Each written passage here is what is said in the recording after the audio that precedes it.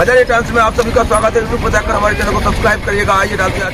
नमस्कार, आदाब, सत श्री अकाल। आशा करते हैं कि आप दोनों पर अच्छी तरह से होंगे। हम आज हमारे स्टूडियो में मौजूद है निर्दलीय प्रत्याशी चक्रेश जैन जी, और इनका चुनाव चिन्ह है पहिया। और तालबेहट के इस नगर पंचायत के चुनाव में कहीं ना कहीं आज इन्होंने अपनी मौजूदगी दिखाकर कहीं ना कहीं इस नगर पंचायत को चुनाव को, जो कहीं ना कहीं एक समय में खत्म सा होता जा रहा था, उसको कहीं ना कहीं निर्दलीय प्रत्याशी चक्रेश जैन ने आज इस चुनाव को उस मुकाम पर ला दिया है कि लोग संघर्ष के लिए मजबूर हैं। चक्रेश जी, पहले तो बहुत बहुत स्वागत है आपका हजारे टाइम्स के स्टूडियो में। धन्यवाद गोस्वामी जी। मैं सर्वप्रथम आपके इस चैनल के माध्यम से अपने तालबेहट नगर की आदरणीय जनता का उनके चरणों में मैं अपना वंदन नमन करता हूं और उनसे अपेक्षा रखता हूं, निवेदन करता हूं कि इस नगर पंचायत अध्यक्ष पद के चुनाव में मुझे मेरे चुनाव चिन्ह पहिया पर मोहर लगाकर भारी मतों से मुझे विजयी बनाए और इस नगर के सर्वांगीण विकास के लिए अपना अमूल्य योगदान मुझे प्रदान करे। जहाँ तक है गोस्वामी जी, आपने जो कहा कि मैंने इस चुनाव में आकर के इस चुनाव को जीवंत किया है, देखिए मेरा चुनाव लड़ने का मेरा आज से ही मन नहीं था। मैं बहुत पूर्व से इस विषय में तैयारी कर रहा था, क्योंकि 2 बार मेरी पत्नी इस नगर पंचायत में पार्षद रहा, 2 बार मैं स्वयं पार्षद रहा हूँ और 1 बार मेरी पत्नी श्रीमती सीमा जैन निवर्तमान पार्षद रही है। तो जो जनता के बीच काम करने का मेरा अनुभव है, और मैं समझता हूँ कि यहाँ नगर में बहुत सारी ऐसी मूलभूत समस्याएं आज भी जीवंत हैं, जिनका निराकरण होना बहुत आवश्यक है और जिन्हें मैं पार्षद रहते हुए नहीं कर पाया। फिर भी मैं आपके इस चैनल के माध्यम से कहना चाहूँगा कि भले मैं 1 बार से पार्षद रहा, लेकिन मुझे जो काम करने का अवसर मिला, एक बार श्री आदरणीय पुरुषोत्तम नारायण जी लटोरिया जी, जो इस नगर के 15 वर्ष चेयरमैन रहे, 1 कार्यकाल मेरा उनके साथ रहा और 2 कार्यकाल मेरे आदरणीय श्रीमती मुक्ता सोनी जी भाभी जी के साथ रहे हैं।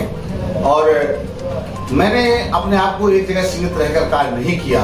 नगर में जो भी विकास हुए हैं और जिस तरह से विकास की धारा को, यदि उस धारा में मेरा भी एक बहुत बड़ा योगदान मैंने अपना देने का प्रयास किया है।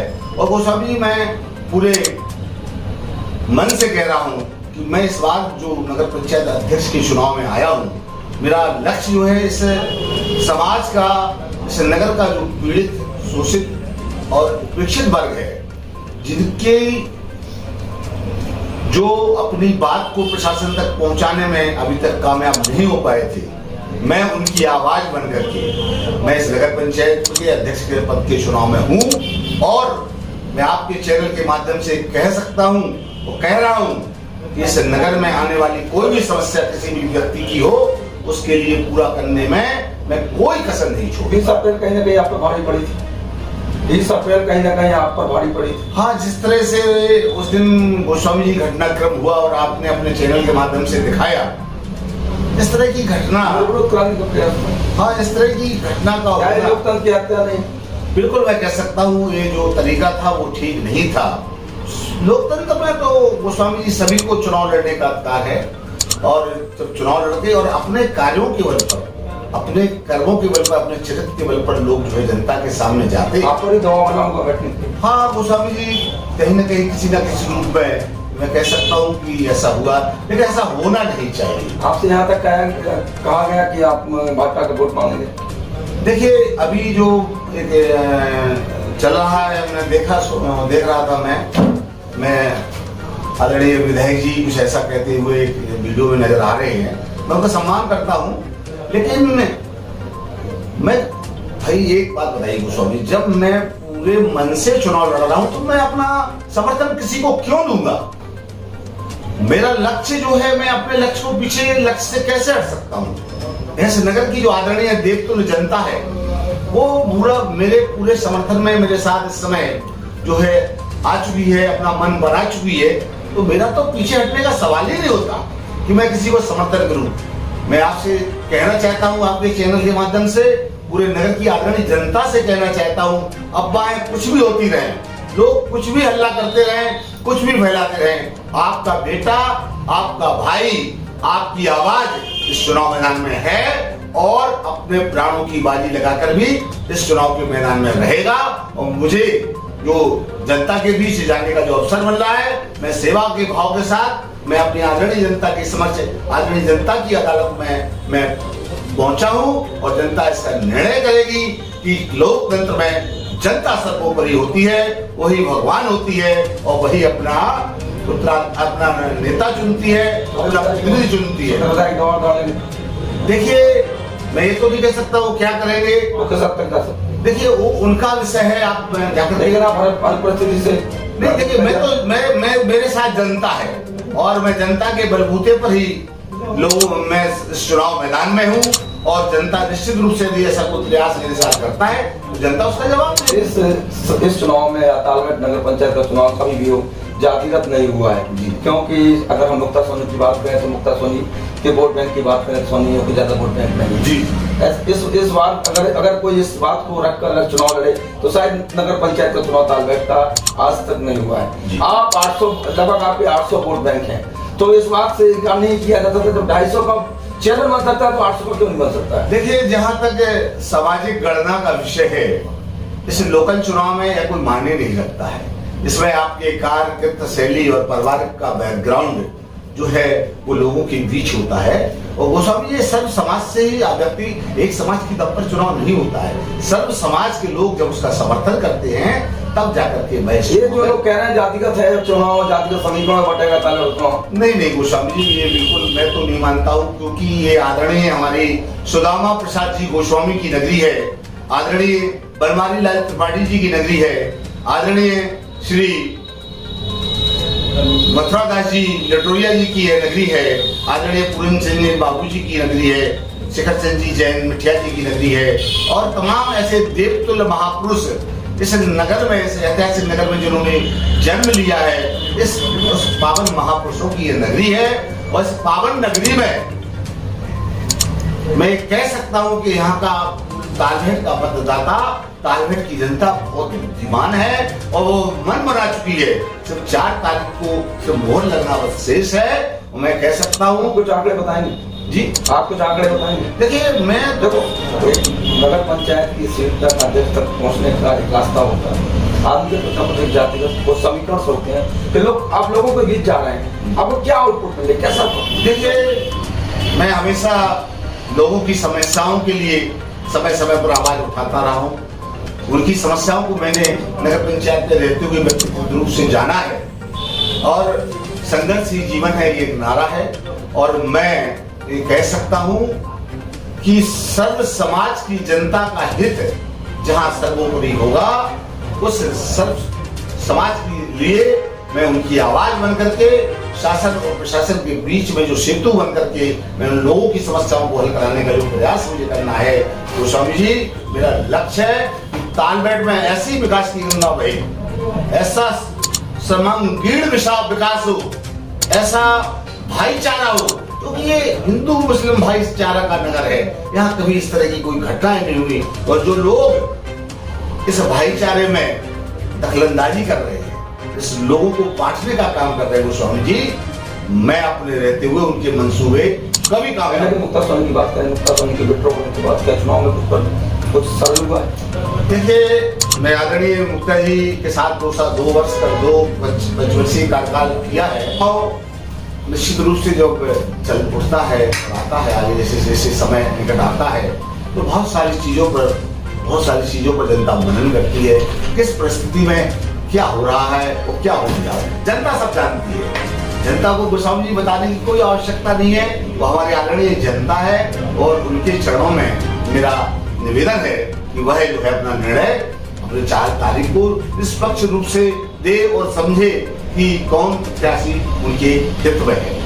कहीं ना कहीं आप जो समझते हैं कि आज जन समाज को गर्व होना चाहिए कि उनमें से आज एक बेटा निकल के आया है, वर्षों बाद किसी ने ऐसी हिम्मत जुटाई। देखिए, मैं इस बात से गोस्वामी जी थोड़ा सहमत नहीं हूँ कि मैं जैन समाज के होने के नाते वहां से निकल जाऊँ। नहीं, मैं सर्व समाज का बेटा हूँ। सर समाज के तो सर्व समाज का बेटा हूँ। लेकिन वर्षों से कोई जैन समाज से उतर नहीं आया कोई नगर पंचायत। देखिए गोस्वामी जी कब क्या परिस्थिति रही है चुनाव में, पिछले चुनाव में मैं नहीं कह सकता, लेकिन मैं तो सबका बेटा बनकर आया हूँ, सब समाज के लिए ही आया हूँ और मैं सब समाज का ही बेटा हूँ। गोस्वामी जी मेरा चरित्र जो रहा है वो आप सब जानते हैं कि मैं सब धर्मों के लिए हमेशा मेरा नमन रहा है और उनके प्रति मेरा नमन। जितने विगत अगर नगर पंचायत चुनाव को देखा जाए काफी प्रत्याशी रहते थे, इस बार कुछ सीमित नहीं लग रहा है, 3 ही प्रत्याशी हैं और काफी कुछ जो वोटिंग है वो लगभग 12,000 के आसपास है तो 9,000 के आसपास होना है, ऐसा एक अनुमान है, हम कह नहीं सकते, मतलब एक अनुमान बता रहे हैं।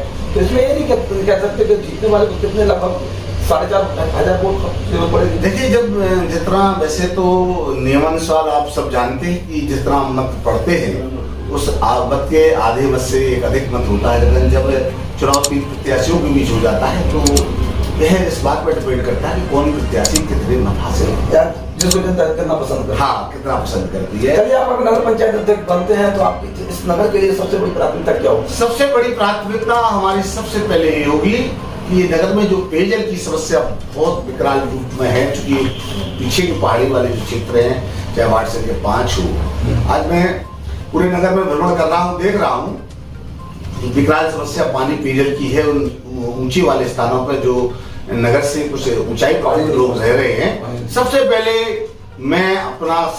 मेरा ये कार्य होगा कि उन तक मैं पानी कैसे पहुंचा पाऊँ। एक जो उसकी एक रूपरेखा, उसका एक क्रियान्वयन जिसको कैसे करना है, सबसे पहले मेरी प्राथमिकता पानी की होगी। हर घर में पानी कैसे पहुंच सकता है, इस समस्या के निदान के लिए मैं अपनी ओर से पूरी ताकत लगाऊंगा। आखिरी सवाल, 3 प्रत्याशी हैं, आपका से कोई सिंह है, निर्दलीय प्रत्याशी बतौर आप है चक्र जैन, आपका पहिया है चुनाव, अवधेश कुमार का स्कूटर है।